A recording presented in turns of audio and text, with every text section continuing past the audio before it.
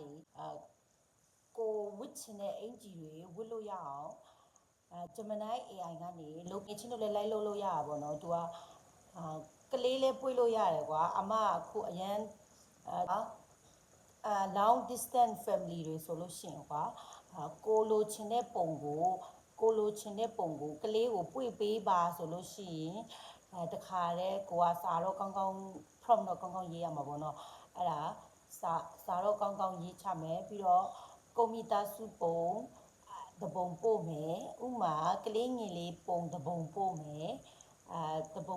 တခါတည်းကလေးပွေထားတဲ့ပုံကိုလုပ်ပေးနိုင်တယ်ပေါ့နော်ဥပမာ Google software မရှိလို့ရှိရင် Google ကိုအရင် download လုပ်လို့ရတယ် download မလုပ်ဘဲနဲ့ Safari ကနေလုပ်လို့ရတယ်Safari ကနေလုပ်လို့လည်းရတယ်ဒါမှမဟုတ် Google ကနေပဲဒီလိုရိုး Google ကနေဝင်ပြီးတော့ကိုယ့်ရဲ့ Gmail ကနေဝင်လို့လည်းရတယ်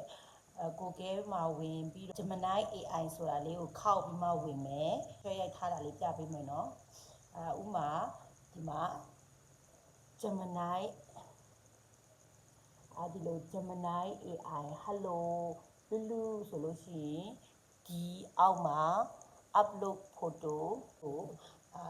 ထည့်မယ်ပြီးတော့ကလေးပုံလေးထည့်မယ်ဒီမှာအမလောက်ထားတာလေးပြပေးမယ်နော်ဒါကြတော့အမတို့မိသားစုပုံမှာ၄ယောက်ပဲရှိရပါတော့၄ယောက်ပဲရှိတယ်အဲ့ဒါဒီကလေးလေးနဲ့လည်းအတူတူအဖေကိုပွေထားပေးပါပုံလေးလုပ်ပြမယ်နော်ပေါ့နော် from ကိုတော့ကိုကဗမာလိုလေးရေးလို့ရတယ် English လိုလေးရေးလို့ရတယ်ပဲလိုရင်းတူရှင်ပဲရေးလိုက်မယ်အဲ့လိုရှင် family ပါပေါ့နော်ဒီမိသားစုပုံလေးကိုဒီမိသားစုပုံ၄ယောက်ပုံလေးမှာပေါ့နော်ဒီအဖေကိုပွေထားပေးပါ